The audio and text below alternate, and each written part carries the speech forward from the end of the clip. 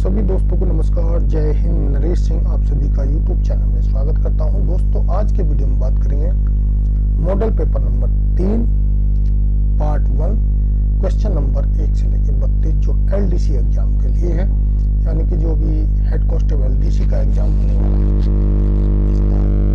Physical कुछ लोगों का हो चुका है, कुछ का बाकी है, उसके संबंध में हम बात करेंगे। इससे पहले मैं 2 मॉडल पेपर 160 क्वेश्चन के वीडियो अपलोड कर चुका हूं। यह 30 नंबर मॉडल है, जिसमें सभी में 32 क्वेश्चन हैं वीडियो में। तो दोस्तों, इस 160 क्वेश्चन के जो मॉडल पेपर है, इसको 5 पार्ट्स में 32 करके आपको जानकारी दी जा रही है। तो दोस्तों, इसमें जो है टोटल 70 क्वेश्चन प्रोफेशनल से, 60 क्वेश्चन जीके जीएस मैथ और रीजनिंग से, 30 क्वेश्चन जो है हिंदी ग्रामर से लिए गए हैं। क्वेश्चन नंबर 1, निम्न में से कौन सी भाषा भारतीय संविधान की 8वीं अनुसूची में वर्णित नहीं है?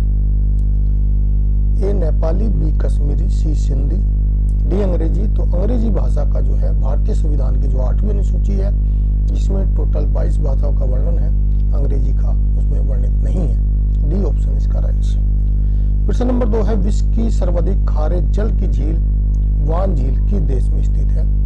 ए चीन में, बी तुर्की में, सी इराक में, डी फ्रांस में। तो दोस्तों, वह तुर्की देश में स्थित है।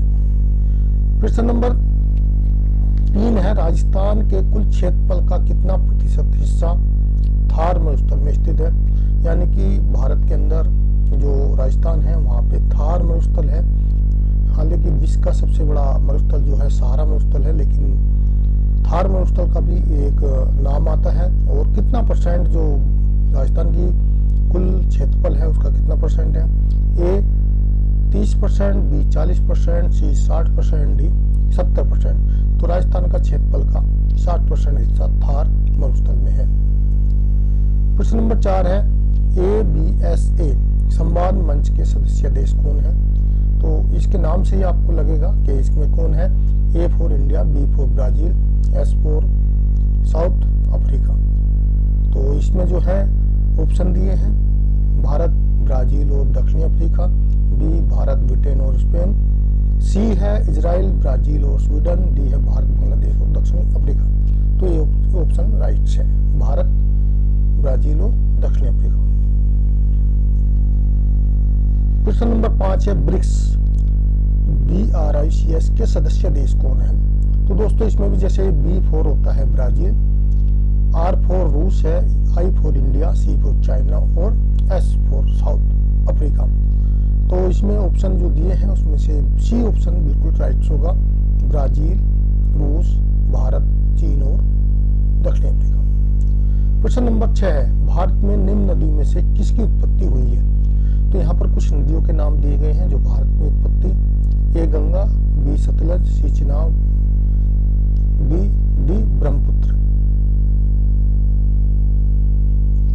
दोस्तों, ये क्वेश्चन देखना पड़ेगा, क्योंकि गंगा की उत्पत्ति सतलज और ब्रह्मपुत्र, चिनाब दिया गया है सी। इसको दोबारा आप एक बार देखना, नहीं होगा तो शायद चिनाब होगा। प्रश्न नंबर 7, यक्षशाला में कौन सा समास है? दोस्तों, हिंदी ग्रामर में समास, अलंकार, संधि, वाक्य, सक्रम, अक्रम, पर्याय, तत्सम इत्यादि के क्वेश्चन आते हैं। तो सबसे ज्यादा क्वेश्चन जो संधि, समास और अलंकार से आते हैं। तो यक्षशाला में कौन सा समास है? तो दोस्तों, इसमें यक्ष करने की शाला या जगह जिसको बोलते हैं, तो इसमें तत्पुरुष होगा। तत्पुरुष समास की पहचान ये होती है, जैसे कर्ता ने क्रम को करण से संप्रदान के लिए आदि के लिए होता है। तो आपको शब्द आएगा तो आप पहचान सकते हैं, तो इसमें तत्पुरुष समास है। प्रश्न नंबर 8 है, धनहीन में कौन सा समास है? ए द्विगु समास, बी द्वंद्व समास, सी तत्पुरुष और डी क्रमधार है। तो धनहीन या जिसके पास धन नहीं है, के आया है, तो इसमें भी तत्पुरुष समास होगा। प्रश्न नंबर 9 है, पाप मुक्त में कौन सा समास है? तत्पुरुष समास, द्वंद्व समास, द्विगु समास, कर्मधारक समास। तो पाप से मुक्त, तो इसमें भी से आया है, तो यहाँ पर भी आपका तत्पुरुष समास ही होगा इस पाप मुक्त शब्द में। प्रश्न नंबर 10 है, केंद्रीय रिजर्व पुलिस बल में प्रथम महिला बटालियन का गठन कब हुआ था? बारे में पूछा गया है। 6 फरवरी 1986 को हुआ था, तो इसका बी ऑप्शन राइट होगा। आपको 6 फरवरी 1986 याद रखना है। प्रश्न नंबर 11, पुलिस शहीद दिवस कब मनाया जाता है? ए 20 अक्टूबर, ए 20 अक्टूबर, बी 21 अक्टूबर, सी 22 अक्टूबर, डी 23 अक्टूबर। तो इसका बी आंसर सही है 21 अक्टूबर। प्रश्न नंबर 12 है, सीआरपीएफ की एनडीआरएफ की बटालियन कितनी है? ए में 3, बी में 4, सी में 6 और डी में 2। तो 3 बटालियन टोटल है।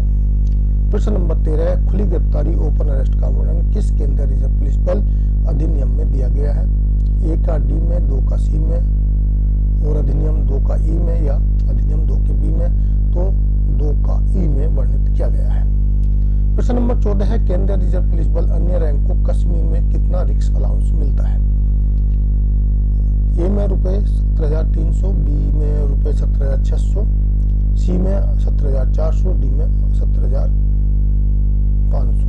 तो 17,300 रुपए सही आंसर। प्रश्न नंबर 15 है, केंद्रीय रिजर्व पुलिस बल में हेड ऑफ डिपार्टमेंट कौन होते हैं? ए में डीआईजी साहब होते हैं, या बी में IG inspector general of police, C में कमांडेंट, डी में डीजीपी। तो हेड ऑफ डिपार्टमेंट जो बोला जाता है वो आईजी साहब को बोला जाता है। प्रश्न नंबर 16 है, निंदा या घोर निंदा की सजा हेड कांस्टेबल को कौन दे सकता है?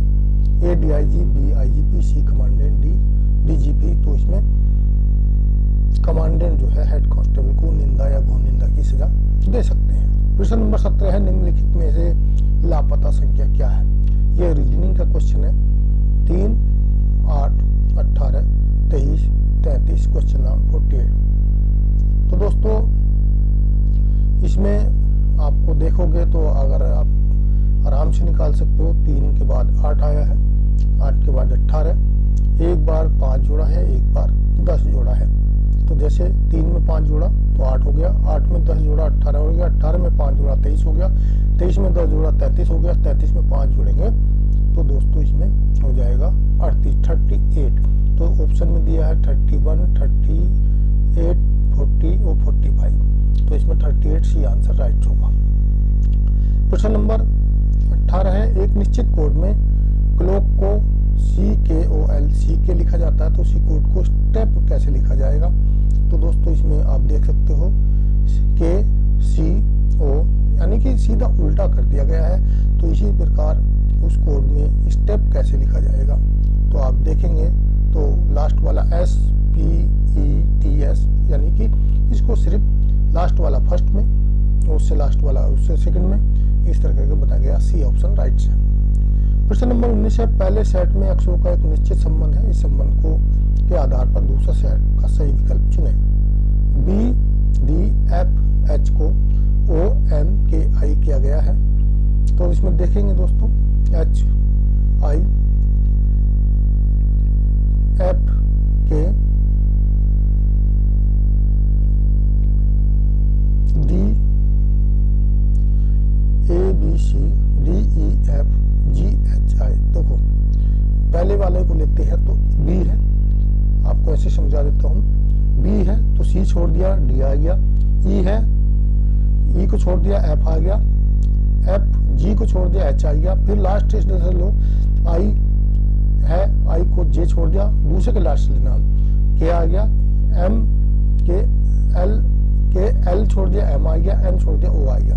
तो इसी प्रकार आप G, H, I, J, K, L को कर सकते हैं। उसी क्रम में जब आप करोगे तो L, N, P, R आ जाएगा। प्रश्न नंबर 20 है, अनुक्रम में गलत संख्या ज्ञात कीजिए। 52, 51, 48, 43, 34। ये जो है आपका रीजनिंग है नंबरिंग वाली। कहीं पे जो अल्फाबेट वाली आती है वो अल्फाबेट है, नंबरिंग है। रीजनिंग आपकी अलग अलग है, आपको समझना है। अगर आपको सबसे पहले अगर आपने जो अल्फाबेट वाली है, अल्फाबेट का नंबर याद कर लीजिए। जैसे मान लिया H 8 नंबर पे है, M 13 नंबर पे है, W 23 नंबर पे है, T 20 नंबर पे है, I 9 नंबर पे है, J 10 नंबर पे है, L 12 नंबर पे है, M 14 नंबर पे है। इस तरह करके आपको पूरे याद होने चाहिए। आप आराम से सबसे पहले जो भी आता है उस शब्द का नंबर लिख दीजिए, फिर उसका आप डिफरेंस देख लीजिए। या तो कहीं 2 छोड़ के 4 छोड़ के, कहीं आपका मल्टीप्लाई करके छोड़ा होगा, कहीं आपका विपरीत। लेकिन साथ साथ आपको अल्फाबेट के उल्टे नंबर भी याद होने। उल्टे नंबर याद करने का सबसे एक बड़ा तरीका अच्छा है, जैसे मान लिया आपको ए का उल्टा नंबर याद करना है, तो जो आपके 27 है, नंबर है 26 होते हैं, लेकिन उसमें एक जोड़ दो, 27 में से जो पहला वाला नंबर है, जैसे ए है, एक पे आता सीधे से, लेकिन उल्टे में एक जोड़ के घटाओगे 27, 26 आ जाएगा। जैसे एम जो है 13 नंबर पे आता है, क्या सीधा कर उल्टे रूप में, उल्टे में अगर जोड़ोगे 27 में से 13 घटाओगे तो वह जो है 14 नंबर पे आ जाएगा। इस तरह करके उसको याद करने की जरूरत नहीं, बस उसके लिए एक प्रैक्टिस है। तो यहाँ पर जो है ये जो नंबरिंग से है, इसमें 52 के बाद 51 एक घटा, 51 में से 3 गए तो 48 घटा, 48 में से 5 गए, यानी पहले 1, 3, 5, फिर 7, 9 इस तरह करके घटाया गया है। तो पहले में जो है 3, 5, 7, 9, 11 इस तरह करके घटाने से अगर आप देखोगे तो इसमें जो गलत संख्या आएगी तो 34 है। 34 कैसे है? 52 में से 1 घटाया 51 आ गया, 51 में से 3 घटाया 48 आ गया, 48 में से 5 घटाया 43 आ गया, 43 में से अगर 7 घटाया जाएगा तो 34 नहीं आएगा, 36 आना चाहिए। और 36 में से 9 घटाएंगे तो 27 आना चाहिए, 27 में से 11 घटाएंगे 16। तो इसका आपको आंसर मिल चुका है। प्रश्न नंबर 21 है, 1 से 9 तक के अंकों के वर्गों का योगफल ज्ञात कीजिए। तो ये मैथ के और रीजनिंग दोनों में क्वेश्चन आ सकता है। आपका 1 से लेकर 9 तक के अंकों का वर्गों का वर्ग, 1 का वर्ग 1 होता है, 2 का वर्ग 4 होता है, 3 का 9 होता है। इस तरह करके जोड़ेंगे तो आपको उत्तर आ जाएगा 285। प्रश्न नंबर 22 है, 2779 को पूर्ण वर्ग बनाने के लिए इनमें कौन सी सबसे छोटी संख्या जोड़ी जाए। यानी कि आपको मान लिया किसी का भी पूर्ण वर्ग बनाना है, यानी कि पूरे कट जाए। जैसे मान लिया आपको जो 625 का पूर्ण वर्ग कितने से होगा, तो 25 से हो जाता है। इसी प्रकार 2700 का अगर आप देखें कि 2700 का कितने से हो जाता है, तो 30 से हो जाता है। और यहाँ पर क्या है, ये 2700 से 2779 है। तो आपको एक आइडिया होना चाहिए कि 2700 का पूर्ण वर्ग कितने से होता है, 30 गुणा 30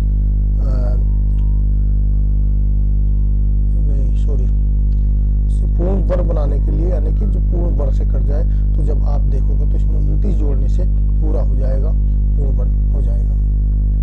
प्रश्न नंबर सेम है 23, 2475 को पूर्ण बनाने के लिए इसमें किस संख्या को घटाया जाए। यानी कि 2475 को पूर्ण वर्ग, 2500 किसका पूर्ण वर्ग है तो आप देख लेना। उसमें से अगर उससे नीचे 24 का आपको निकालना है, तो जैसे मान लिया 75 आप गुणा करोगे 75 गुणा 75 तो कितना आएगा आपका 2550 25 आ जाएगा। जब लेकिन जो इसमें से कम करोगे तो इतना संख्या जो पूर्ण वर्ग कटेगी, तो इसमें जो है आपको 74 घटाना पड़ेगा। प्रश्न नंबर 24 है, अवकाश के लिए रेलवे वारंट किसमें परिभाषित है। तो अवकाश के लिए जो रेलवे वारंट है वो केंद्रीय रिजर्व पुलिस 1955 के 91 में वर्णित है। प्रश्न नंबर 25 है, माली आवत देखी कनियन, करी पुकार फूले फूले चुन लियो कली हमारी बार। ये पंक्ति है दोस्तों, मैंने यहाँ पर अलंकार के संबंध में कुछ एक अलग से वीडियो बनाया, उसको भी देख लें। और कुछ ऐसी जो बार बार पूछे जाते हैं एग्जाम में, उन पंक्तियों को मैंने इसमें डाला है। तो ये पंक्ति भी कई बार एग्जाम में पूछा गया है। तो इस पंक्ति में कौन सा अलंकार है, सदृश अलंकार, यमक अलंकार, उपमा अलंकार या मानवीकरण। तो दोस्तों इसमें जो है मानवीकरण अलंकार है, डी ऑप्शन राइट है। प्रश्न नंबर 26 है, चरण कमल बंदो हरि राई। ये पंक्ति इतनी बार पूछी गई है, अगर अलंकार का आता तो बहुत ज्यादा। इस पंक्ति में कौन सा अलंकार है, उत्प्रेक्ष अलंकार, उपमा अलंकार, यमक अलंकार, रूपक अलंकार। तो कुछ अगर आप किसी भी चीज को ढंग से पढ़ें या उसका अर्थ निकालने में आप समर्थ हैं, तो आप आराम से क्या अलंकार में क्या होता है वो उसके बारे में बताता है।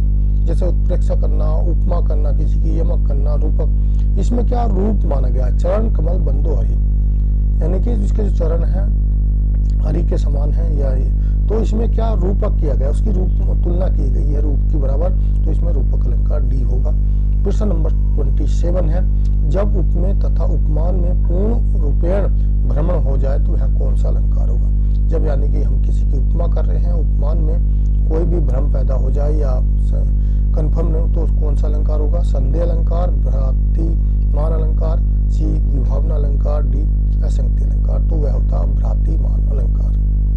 प्रश्न नंबर 29 है, एक मिनट,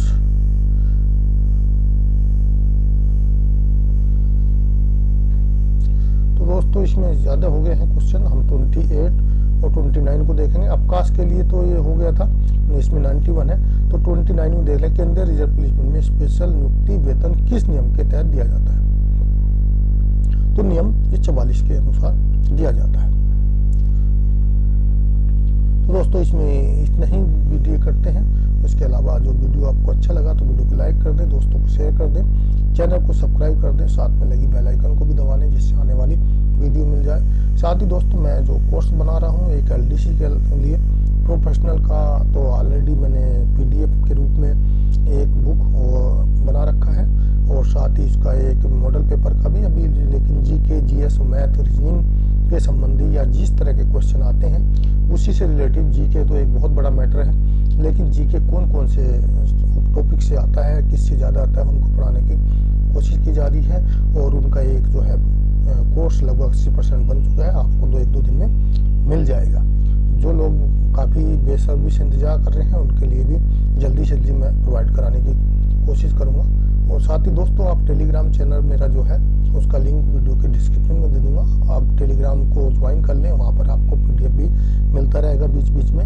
अभी इन पे जो ज़्यादा काम चल रहा है तो इसलिए थोड़ा टाइम कम मिल रहा है। और जैसे ही मॉडल पेपर भी आपको, ये 3 नंबर है, इस तरह के आपको 10 से 15 मॉडल पेपर मैं 160 क्वेश्चन के दूंगा, इसके भी एक PDF बनाई जाएगी। दोस्तों वीडियो देखने के लिए